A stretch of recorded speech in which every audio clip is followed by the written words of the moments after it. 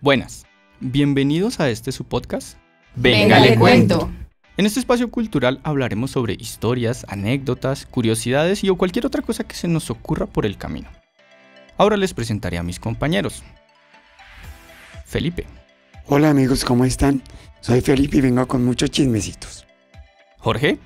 Buenas, ¿cómo están todos? Mi nombre es Jorge Enrique y estaremos abordando temas muy importantes. Lili. Buenas, soy Lili, integrante de esta mesa de trabajo y dichosa de estar en este momento. Andrea. Hola a todos, mi nombre es Andrea y bienvenidos al podcast. Muchas gracias por acompañarnos. ¿Quién les habla? Juan. Y en los controles, Juan David. Como les conté en la introducción, en este podcast hablaremos de curiosidades y detalles. Cada uno traerá una historia, una curiosidad, un detalle, cualquier cosa que se nos haya atravesado por el camino. Para empezar, Felipe, cuéntanos. Venga y les cuento el señor Carol André, hijo del empresario más famoso, en todo lo relacionado con velaciones, etc. Se puso a pensar y dijo, si el cuerpo humano, el 20% es carbono y un diamante es carbono cristalizado, ¿qué pasaría si comprimo las cenizas de un ser que ya no está en este mundo? Pues el negocio le funcionó. Por $6,000, él convierte las cenizas de su ser querido que ya no está en el mundo en un diamante. $6,000. Está un poco costoso. En pesos colombianos son 28 millones. En dólares son $7,000. En divisas japonesas no sé. No lo hemos investigado. Todavía. Para un próximo programa. ¿Cuál es el proceso, Felipe? El proceso, compactar la ceniza. Durante 5 días dura el proceso de compactación de las cenizas. A los 5 días van y le entregan su diamante. Aunque ustedes no lo crean y digan, ay, ¿quién se va a poner a hacer eso? El negocio está funcionando. Una señora de origen mexicana ya tiene su difunto esposo colgado al cuello. Suena, mejor dicho, pero muy interesante. posesiva la señora. Es una bonita forma de como recordar a sus seres queridos. Igual, Exacto. un diamante es un objeto muy preciado. Entonces, a pesar de que está bastante costoso, sí es una buena forma de hacer memoria a un familiar o a una persona a la que se quiere mucho. Eso me hace pensar en una familia de varios integrantes, di tú, 2 hermanos. Como que voy a invertir todo esto o tengo un hermano favorito. Está bien interesante tu tema, Felipe. Yo iría, buscaría a mi suegra. Oye, o sea, de verdad que pues bastante ese tema de Felipe nos, pues porque uno se imagina esa parte, pero pues el ingenio de la persona, la creatividad no tiene límites. No tiene límite. Y es verídico, el negocio está funcionando. En Berlín funciona. Funciona, hay gente que va ahí y paga.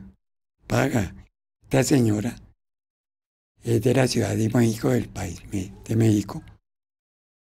Viajó hasta Berlín solamente a eso, a que le convirtieran las cenizas del difunto esposo en un diamante para ella hacerle como un homenaje y colgárselo al cuello. Eso les cuento. Ve. Mira, Interesante. Muy interesante y pues digamos que, vean, vamos aprendiendo cosas todos los días y pues de eso se trata. Este es un mensaje muy, pues digamos, muy informativo y pues digamos a la vez como curioso, bien curioso de Felipe. Muchas gracias por el aporte. Bueno, Genial, Felipe, genial. Me gusta. Voy a empezar a ahorrar.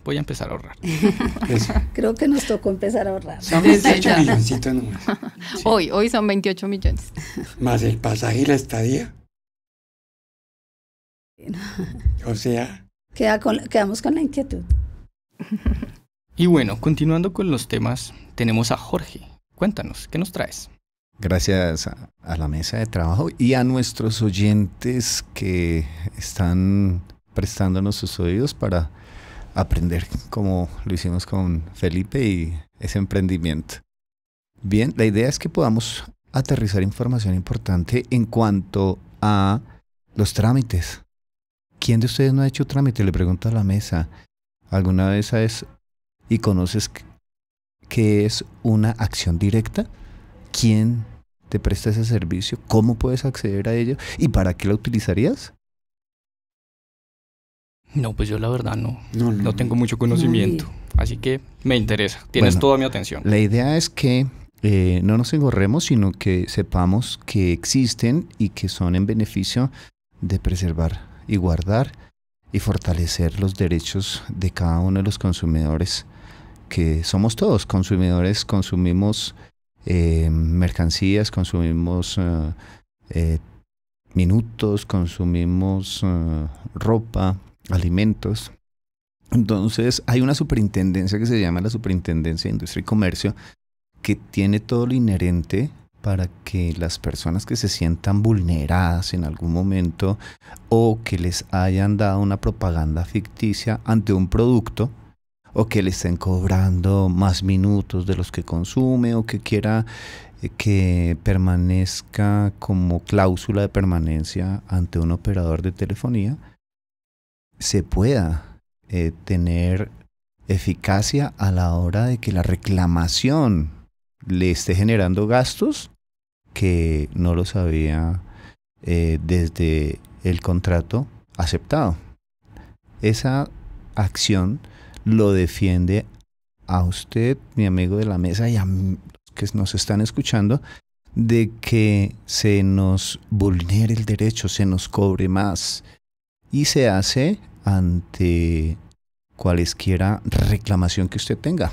¿Cómo puede ser? Si yo, que soy una persona que manejo minutos de operador celular y siento que la empresa me está cobrando algún adminículo que en algún momento, por retenerlo a uno, le ofrecen como una diferencia de estatus o como una galantería, se podría decir, como que tú estés allí supeditado a que te cobren de más. Entonces, si a la hora de pagar se extendieron las tarifas y ya no son las que contractualmente adquiriste, la Superintendencia de Industria y Comercio, que es la encargada de hacer los primeros ajustes con el, en este caso, consumidor, que soy yo o puede ser tú, y te escucha con el fin de que ese operador o ese almacén o esa empresa esté vulnerando tu derecho y no te esté cumpliendo con los parámetros, te responda. Y si tú quieres acceder a ello, vas a encontrar que es muy fácil. La Superintendencia de Industria y Comercio aquí en Colombia está en el Centro Internacional. No sé si lo conoces, ahí enfrente del Museo Nacional. Y allá te reciben cualesquiera de estas necesidades que tú tengas de ser escuchado, de que te den una acción de protección. ¿Sí conocías que se llama así? Se llama acción de protección cuando la superintendencia actúa a tu favor. ¿Para qué? Para que se clarifique, para que se reajuste, para que se te dé lo que tú en principio habías comprado. Y en toda Bogotá, en las 20 localidades, se encuentra una superintendencia en los lugares que se llaman las casas de la participación. Las casas de la participación mantienen contactos y funcionarios de la Superintendencia de Industria y Comercio. ¿Sí lo sabías? No, ni idea. La verdad, pues, una información bastante, pues digamos, importante, y pues que digamos que a veces se ve uno vulnerado y pues no sabe uno a dónde acudir. Muchas gracias, Jorgito, de verdad que bastante, un aporte increíble. ¿Superintendencia de qué se llama? Superintendencia de Industria y Comercio. ¿Cómo accedes allí? Llegas y haces referencia a el problema por el cual estás pasando, y la acción directa es una antesala a un proceso que puede también aportar herramientas que te da el artículo 23 de la Constitución Nacional, que es el derecho de petición. Esta antesala es como hacer tú una conciliación con los funcionarios de la entidad a la cual tú vas a reclamar, porque es válido reclamar, el de no sentirte tú agredido y que no te correspondan con lo que en un principio te pactaron para recibir como ofrecimiento de lo que tú estás comprando. Ellos te reciben, te hacen el conocimiento de el hecho en que tú estás cayendo, y te dicen, formula las pretensiones. ¿Cuáles son las pretensiones? Que no quiero que me sigan cobrando, que no quiero que me estén dando cosas que no me están cumpliendo, y ellos hacen el enlace. La superintendencia hace que la entidad a la cual tú le haces estas apreciaciones te pare bolas, te envíe a algunos funcionarios, y en una mesa de trabajo puede ser personal, o puede ser también a través de las plataformas de comunicación, tengan esa conexión contigo y te den un fallo inmediato referente a la mejora de las pretensiones que tú estás buscando. En mi caso particular, yo conocía que eso se podía hacer. No sabía dónde, esa parte sí es bastante nueva, y un poco el proceso también, que está bastante bien detallado. Tampoco lo conocía. Interesante, muy interesante. Me gusta. Como siempre, tan informativo, Jorge. Gracias. Y para eso estamos. Esa es la idea de este programa, de esta mesa de trabajo: aportar. No a las cosas que no tienen solución, porque todo tiene solución, pero sí dar direccionamiento claro y conciso de experiencias. Porque eso me pasó a mí y yo se los estoy dando resumido. Toqué muchas puertas, pero hoy en día se los puedo dar directo, ¿no? Para que veamos que el hacer estos descargos produce buenos resultados. Muy bien, muchas gracias. Bueno, ahí tuvimos a nuestro abogado de la mesa. Contrataciones, búsquenlo, cobra barato. Experto en derecho. Sí. Bueno, creo que no es a darnos a la pedantería, pero fíjense que son cosas que nos pasan a diario. ¿O no? ¿A alguno de ustedes no les ha pasado? Sí, claro. ¿Cierto? Claro, Y que no tenemos. claro. Si de pronto tienes un problema con el banco, ¿qué es lo primero que tú piensas o que te dicen? Yo estoy acostumbrado a que me roben o me robaron, ¿cierto? Y a veces no contamos con las herramientas. Hay instancias, mira, aquí, y te lo voy a dejar para que tú lo tengas. Y si nos quieres en algún momento pedir referencias sobre eso, hazlo. Tenemos en nuestro espacio, en la inclusora web. Entonces nos puedes dar like, nos puedes tocar la campanita y hacernos las preguntas. Hay una superintendencia financiera, una superintendencia de salud, y todos son instancias que funcionan, que la mayoría no las utilizamos, pero que están ahí, que hay funcionarios que lo hacen y que te pueden dar buenas noticias en los asuntos que de pronto hayas tratado por otras partes o que hayan sido frustrantes, y que si lo haces con la dirección de nuestra mesa de trabajo, oye, sería un orgullo para nosotros aportarte algo bueno, y pues empezarías a creer que el derecho es para todos, ¿no? Sí, es bastante pues motivante en estos momentos, porque pues de todas maneras a diario encuentra uno mismo personas que, ay no, fue que me dijeron que valía tanto, y mire que eso, publicidad engañosa, todo eso. Y en los bancos también le dicen a uno, ganan tanto. No es así. Entonces, qué importante saber dónde podemos aclarar esas dudas, y que si hay soluciones. Uno pues simplemente el funcionario de los bancos, de los lugares, de las comunicaciones o algo, simplemente no, es que es un impuesto que salió, entonces digamos uno de usuario, pues digámoslo, lo enredan a uno un poquito. Entonces, pues qué bueno, un aporte increíble, Jorgito. Muchas gracias, Jorge, por la información. Estamos para servirnos. Sí, como dirían las abuelas, estamos para ayudarnos. Claro que sí. Y bueno, continuando con los temas, Lili, ¿qué nos traes? Bueno, a mí me ha motivado mucho y me ha encantado mucho la parte de el tema de poder que simplemente uno con mejorar la forma de las preguntas para uno, digamos, mejorar el diálogo interno, ver las cosas como positivamente, cambia todo. Deseo hacer una pregunta un poco sencilla, pero compleja, ¿sí? ¿Con quién es la persona que ustedes más hablan?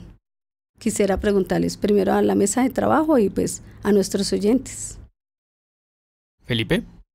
Con mi hermana, es con la que más hablo. Jorgito. Ahora me encuentro que la mayoría del tiempo conmigo mismo. Muy bien. Andreita. Sí, creo que comparto lo de Felipe con mi hermana, es con la persona con la que más hablo. Perfecto. ¿Mi Juan? En mi caso, con un amigo que se llama Brandon y también con mi hermano. Perfecto. Con las personas que más comparto. Bueno, pues Jorgito tiene la razón. Con las personas que más hablamos es con nosotros mismos. Y ese diálogo es, digamos que a veces no tan positivo, no tan ameno, entonces pues digamos que hace que las cosas no fluyan de la mejor forma. Digamos que emocionalmente, digamos, el hablarnos nosotros mismos de una forma muy que digamos que tenemos digamos como formas de solucionar todo, de ver las cosas diferentes, hacernos las preguntas adecuadas, pues digamos que vamos solucionando mejor las cosas. Tenemos un diálogo interno agradable, positivo, pues digamos todo va fluyendo.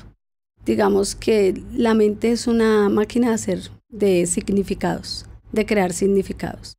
Entonces he aprendido, pues obviamente voy en el proceso, pero ha sido un aporte muy importante.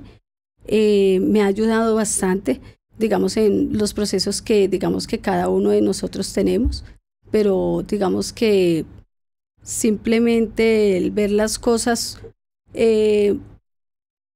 manejamos como una información. En estos momentos en nuestro mundo hay un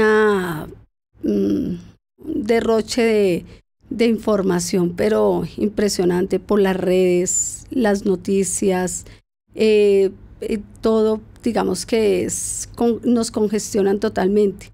En las noticias que escuchamos, para nosotros, digamos que estamos tratando de ayudarnos a nosotros mismos y pues chatarra mental, la llamamos chatarra mental, cosas que no nos construyen, cosas que no nos aportan. Entonces, digamos, mi podcast es, digamos, como motivado a que escuchemos cosas que nos construyan, que nos ayuden diariamente. Digamos que en estos momentos, digamos que los audiolibros, escuchar podcasts, leer libros, o sea, son cosas que diariamente nos vas construyendo. Simplemente podemos dedicar 5 o 10 minutos diarios a leer un libro y eso impacta diariamente en la vida de cada uno de nosotros. Entonces eso es más o menos, digamos, como el tema del cual he querido, digamos, como inclinarme y sé que ha sido un aporte importante, buscando así como seguir, digamos, como una línea, obviamente que es paso a paso. Vamos como en unos primeros peldaños. Tengo 2 mentores muy importantes, Brian Tracy, Margarita Pasos, que personas que me han impactado y me han llenado, digamos, de bastante motivación y Mi sueño es lograr, digamos, impactar en todas las personas. Poder que venga pensando positivo, siendo un poco más justo conmigo mismo. A veces nos damos, perdón la expresión, nos damos palo. Entonces no, somos capaces, si yo puedo, tú puedes. Entonces, no sé, compañeros, ¿qué tal les ha parecido? Digamos que es parte, pues, digamos, de lo que yo deseo aportar. Entonces quisiera, compañeros, en qué podemos aportar, qué les gustaría saber, de pronto que con mucho gusto. Siempre en ese sentido, mentalmente somos o nuestro mayor aliado o nuestro peor enemigo. Ese siempre ha sido como el mayor problema que hemos tenido como seres humanos muchas veces. Sí, como dices tú, darnos palo a nosotros mismos, obviamente nos afecta no solamente en cuestiones mentales, sino también físicas, de salud. ¿Sí? Siempre el tema mental es muy importante, ¿sí? Para todo lo demás. Entonces, a mí me parece interesante lo que nos cuentas. Gracias, mi Juan. Muy gentil. Oye, me alegra muchísimo que podamos observarlo desde la crítica de construcción de la persona, porque pues la palabra que mantienes en tu mente sin una dirección sana, que te ayude, que te motive, pues va a causar lo contrario, ¿cierto? Entonces lo que tú propones es que nos vas a estar hablando de temas que nos van a ayudar a mejorar el hablar, a tener contacto con mentores como los tuyos para que esos temas enriquezcan la calidad mental, como dice Juan, de nosotros, tus oyentes. Claro que sí, Jorgito, esa es, digamos que uno de mis propósitos, y sé que obviamente pues todo es un proceso y pues digamos que para eso nos vamos capacitando, pero pues dicen para nadar es tirarnos al agua, y entonces es seguir y ir paso a paso. Todo tiene un proceso. Claro que sí, Jorgito. Qué bueno. Felipe, esos espacios hacen falta, ¿no? Esos espacios, porque desafortunadamente alrededor nuestro las voces no son tan amigables a veces. No hablan oportunamente de nosotros mismos, y a veces usamos una mala conversación para generar distancias entre nosotros mismos como personas. Claro que sí. Digamos también en este proceso también he visto y me impacta mucho de cómo nos veamos nosotros, nos ven los demás. Entonces, si simplemente no soy capaz, yo no puedo, no lo logro, pues eso es lo que también estamos reflejando a los demás, y pues eso es lo que recibimos. Digamos, eso es parte del proceso, y pues digamos es muy interesante y muy bonito. Ahí sí, como dicen, para ser feliz hay que parecer feliz también. Es importante, es importante. Muy interesante. Pensando Perdón, Felipe, sigue. en esto, que uno habla con uno mismo, más que con las demás personas. Y ahí sí le doy toda la razón. Lo que pasa es que uno habla con uno mismo y se da duro, pero duro es duro. Sí. Uno Totalmente. se autocritica, Sí. pero muy excelente el tema. Muchas gracias, Felipe. Muy Entonces queda la invitación abierta para que todos hablemos con nosotros mismos, nos conozcamos. Finalmente, con quienes más compartimos, pues es como del círculo que nos rodeamos, y empezamos a conocer a las personas, pero qué lejos estamos de conocernos, ¿no, Lili? La invitación, entonces, yo creo que es a eso, a conocernos, a hablarnos y a perdonarnos, ¿por qué no? A motivarnos. Totalmente. Genial tu tema, Lili. Gracias, mi Andreita, muy gentiles. Y pues muchas gracias por esos aportes maravillosos, compañeros. Háblense bonito, quiéranse bonito, eso es importante. Y bueno, continuando con los temas, ¿qué nos traes, Andrea? Juan, pues venga, le cuento, no solo a usted, sino también a toda la mesa de trabajo. ¿Ustedes conocen la historia del origen del chocolate? Yo no la conocía y me puse en la tarea de investigar un poco y traerla aquí a la mesa. Resulta que el chocolate existe hace miles de años. En Centroamérica, los mayas y los aztecas hacían una bebida fermentada de la cáscara del cacao. Era una especie de cerveza y pues ellos la consumían bastante, pero alguna vez a alguien se le ocurrió decir, bueno, ¿y qué hacemos con todas estas semillitas, todas estas pepitas que trae el cacao por dentro? No las desaprovechemos, más bien también fermentémoslas a ver qué sale. Y ahí fue donde nació el cacao, el chocolate. Era una bebida de cacao donde lo ponían a secar, la molían y luego que le adicionaban agua, se la tomaban y lo consideraban una bebida de dioses. Entonces duró mucho tiempo siendo la bebida de los dioses. Los mexicanos y en Centroamérica la consumían tal cual salía, no la endulzaban, no le adicionaban nada. Luego empezaron a notar que su sabor era bastante amargo y le agregaban chile. Y era una forma de adoración a sus dioses y pues solamente las personas que tenían altos mandos consumían el cacao o el chocolate, como ellos lo llamaron. Con el tiempo, en la conquista, los españoles llegaron y vieron que el cacao también servía como la moneda. Entonces, si tú querías comprar un conejo, una gallina, dabas 2, 3 pepas de cacao y te daban tu producto.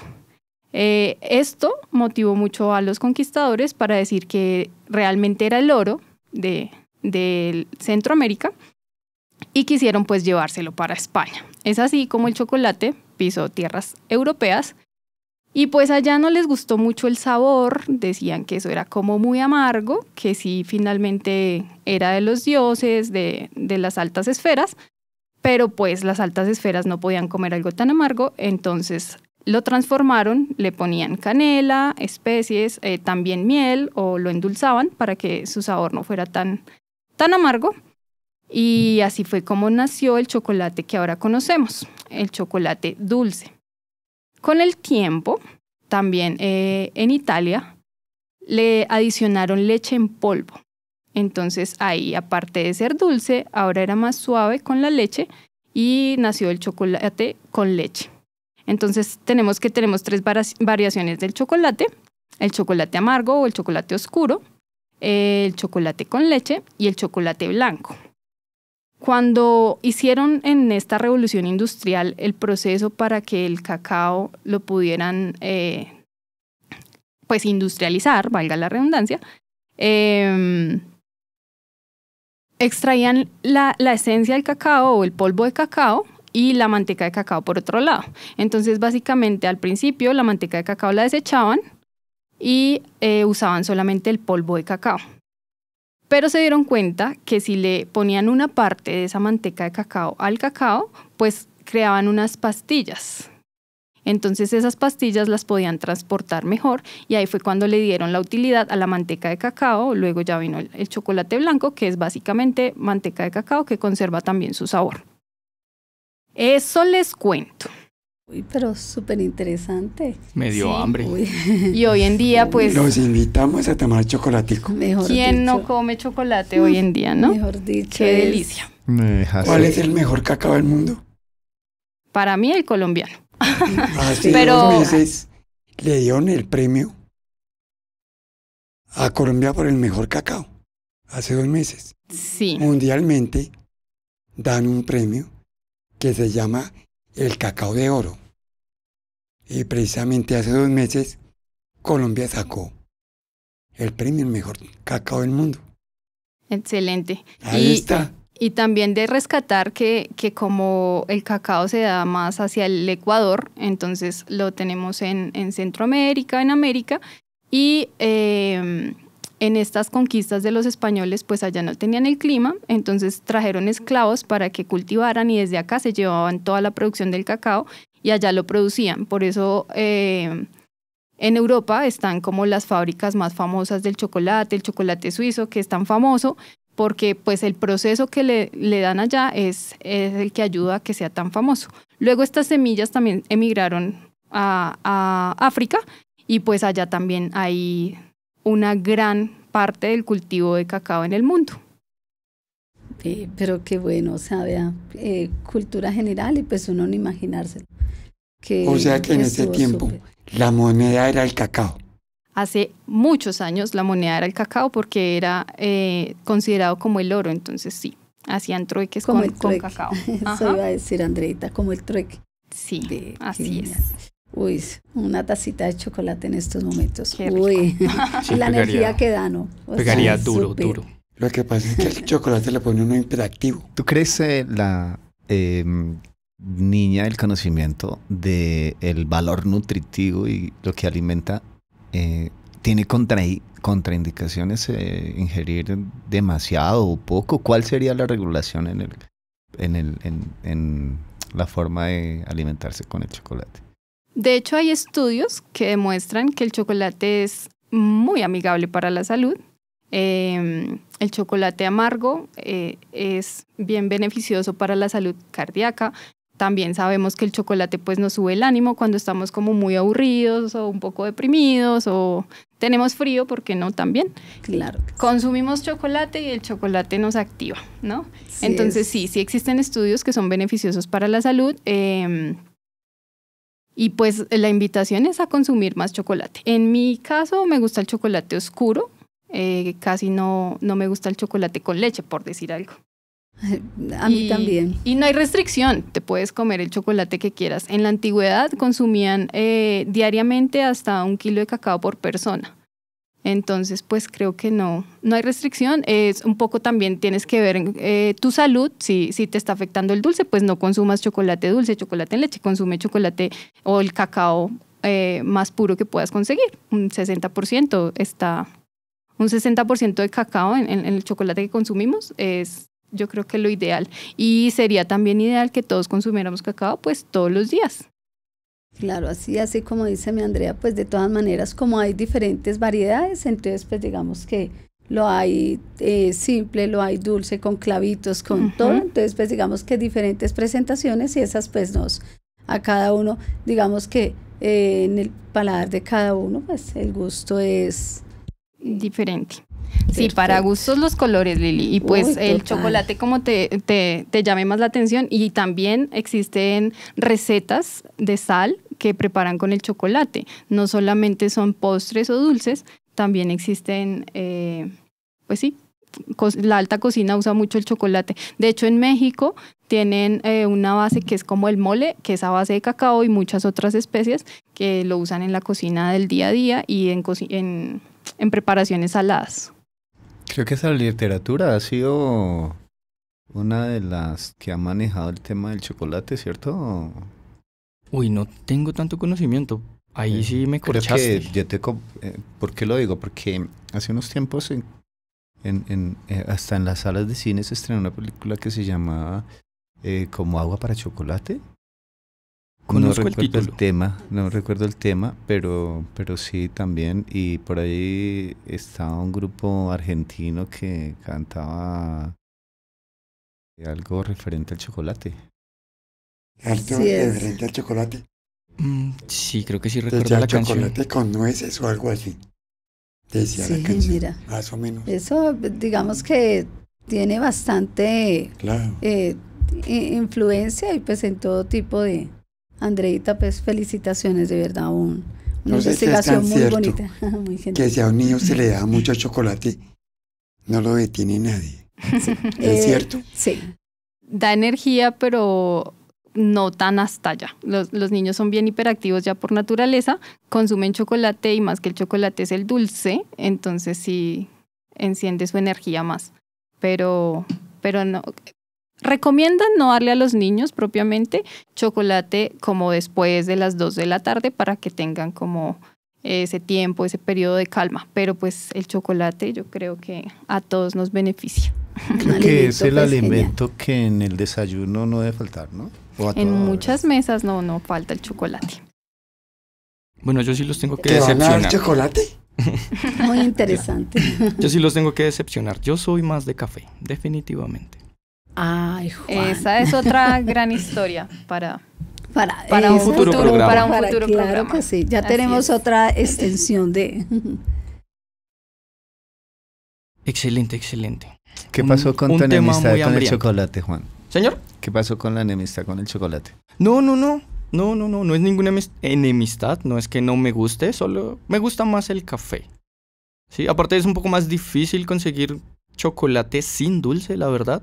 También soy fan de sin dulce, el chocolate oscuro, pero no se consigue tanto porque comercialmente se vende más el que tiene dulce o el blanco, ese sí no me gusta.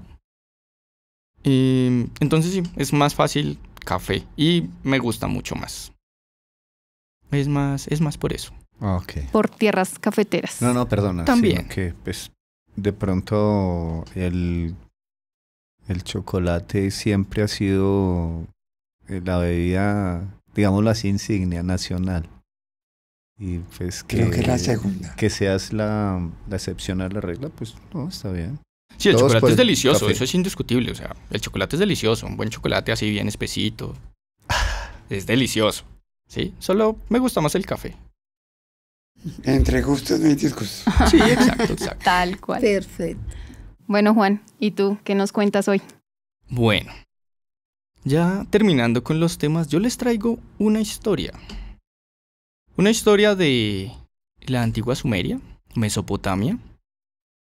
Es una historia escrita en tablillas cuneiformes, es hasta donde sabemos la historia más antigua escrita hasta el momento. Y trata la historia de Gilgamesh, un héroe, rey, semidios, hijo de una diosa y un sacerdote. Él fue rey de la ciudad de Uruk.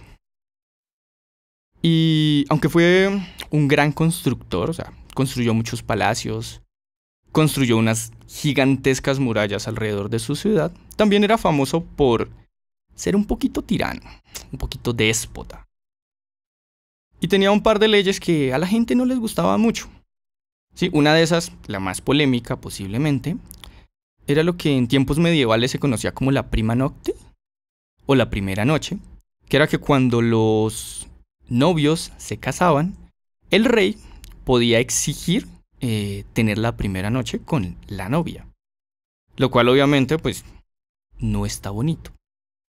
Entonces su población, a pesar de que él hacía que el lugar fuera muy próspero, pues no estaba muy contento con algunos detallitos del hombre. Entonces le pidieron a los dioses ayuda. Y el dios mayor, se me escapa el nombre en este momento, pero el dios mayor así del panteón de los sumerios, escuchó a los humanos y se compadeció. Y le pidió a la diosa Ururu, la diosa de la naturaleza, que creara un ser igual de poderoso a Gilgamesh, que fuera rival. Entonces ella cogió un poco de arcilla y mezcló un ser mitad hombre, mitad bestia, y así nació Enkidu, un ser gigantesco con cuernos de toro y era un ser muy salvaje en ese momento. ¿Sí? Un ser que empezó a gobernar a los animales y hasta el momento al principio él solamente se relacionaba con animales, no sabía cómo relacionarse con los humanos. En algún momento un pastor lo vio, obviamente se murió, se asustó muchísimo porque pues era un ser gigantesco, peludo, con cuernos, obviamente era un ser antropomórfico, forma de humano, pero igual, no era tan común ver ese tipo de seres. Entonces él salió corriendo y fue a hablar con su padre. Y el padre le aconsejó que fuera a la ciudad de Uruk y hablara con el rey Gilgamesh, le comentara el caso. Entonces el pastor fue hasta la ciudad y al rey le interesó el asunto. Y dijo, está interesante esto. En esta parte cambia un poco entre versiones. En algunos casos el rey le pide a una prostituta, en otros a una sacerdotisa, que vaya e investigue el tema y si es posible que seduzca a Enkidu para quitarle la inocencia. ella va, conoce a Enkidu y al verlo es como... Se sorprende mucho porque hombres como Gilgamesh no existían otros. ¿Sí? Era un semidios, hijo de una diosa, un ser supremamente poderoso. ¿Sí? Y al ver a Enkidu es como, es igual. ¿Sí? Entonces ella un poco se enamora del personaje. Y durante 7 días están juntos. 7 días con sus 7 noches. Ya cuando pasan esos 7 días, ella le da a conocer el pan y la cerveza. Y con esto el hombre es como, necesito conocer más de la civilización. Necesito entender más de esto. ¿Sí? Entonces es atrapado un poco por, obviamente, los encantos femeninos, el pan, que es delicioso, y la cerveza, que, bueno, creo que aquí todos la conocemos. Yo no. Uy, sorprendente. No sé qué es eso. Lo dice nuestro experto en tejo. Oh. Y bolirrana. Bueno, después de que pasa esto, ya un poco... Ella lo convence como de salirse de la naturaleza, de dejar de habitar con los animales. Ella le habla sobre Gilgamesh, sobre el rey, sobre un poco de su tiranía, ¿sí? Y al mismo tiempo que es un poco un ser igual a él, ¿sí? Como esa cercanía en el poder, en el ser un poco semidioses, de cierta forma, los dos. Entonces él decide irse a vivir a la civilización, empieza viviendo como un pastor un poco, y termina como convirtiéndose en el vigía de los pastores para ahuyentar a las bestias. Obviamente pues era un ser poderoso, corpulento. Pasa el tiempo, pasan los meses, él ya se civiliza y es invitado a una boda, la boda de un conocido. Y justamente a esa boda llega Gilgamesh a exigir su privilegio de rey de la primera noche. Y Enkidu se opone y le dice que eso no está bien, que no está bien interponerse en el amor de dos personas. Obviamente Gilgamesh, como el ser déspota que es, pues se enoja muchísimo porque nadie nunca le había llevado la contraria. Y en ese momento, obviamente, empiezan una batalla que dura 7 días, en la que destruyen parte de la ciudad porque son seres muy poderosos. Y en algún momento después de esos 7 días, Gilgamesh logra derrotar a Enkidu. Y en vez de asesinarlo, pues durante la batalla ellos como que se reconocieron como seres muy poderosos, ¿sí? Se empezaron como a admirar el uno al otro. Y al finalizar la batalla, al derrotar Gilgamesh a Enkidu, en vez de matarlo, lo que hace es darle la mano. Y se forja una amistad impresionante entre esos dos hombres, ¿sí? Y ya empiezan a recorrer el mundo entre los dos y a tener aventuras. Y con el tiempo, Gilgamesh se da cuenta como de, nos estamos haciendo viejos. Ya pasa mucho tiempo y es como, el tiempo siempre corre, el tiempo nunca se detiene. Entonces, nos estamos haciendo viejos, necesitamos hacer una hazaña que nos haga ser eternos. Y deciden ir al bosque de los robles a derrotar al demonio Umbaba, un demonio supremamente poderoso, gigantesco, pero que es un demonio que no se mete con nadie. O sea, él está allá en su bosque tranquilo, sin molestar a nadie. Él solamente es malvado por naturaleza, pero está allá en su bosque encerrado. Y ellos deciden ir allá. Y aunque Enkidu al principio le dice a Gilgamesh, no, dejémoslo quieto, que es mala idea. Pero al final Gilgamesh convence a Enkidu y deciden ir allá. Obviamente cuando ven por primera vez a Umbaba, se aterrorizan increíblemente porque es un ser monstruoso y supremamente poderoso. Y a pesar de que ellos son seres muy fuertes, les cuesta muchísimo derrotarlo. Incluso necesitan ayuda de un dios, que es el dios Shamash, quien los apoya con unos vientos que lo que hacen es dejar cegado al demonio. Y en ese momento ellos aprovechan para derrotarlo. El demonio, al verse derrotado, pide clemencia, obviamente, y es como, perdónenme la vida, me convierto en su amigo, en su esclavo, lo que quieran. Pero Enkidu le dice a Gilgamesh que no, que lo mejor es matarlo. Al decidir eso, el demonio decide maldecirlos y les dice que no van a llegar a viejos juntos. ¿Sí? Él los ve así, siendo tan amigos, que se quieren tanto, y los maldice que no van a llegar a viejos juntos. El punto es que, bueno, matan al demonio, talan el árbol más gigantesco del bosque, construyen una balsa, le cortan la cabeza al demonio y se la llevan para la ciudad de Uruk, donde deciden celebrar una fiesta así a lo grande. Y en medio de esa fiesta aparece una diosa, que es la diosa Ishtar, la diosa de la guerra, el amor y la fertilidad.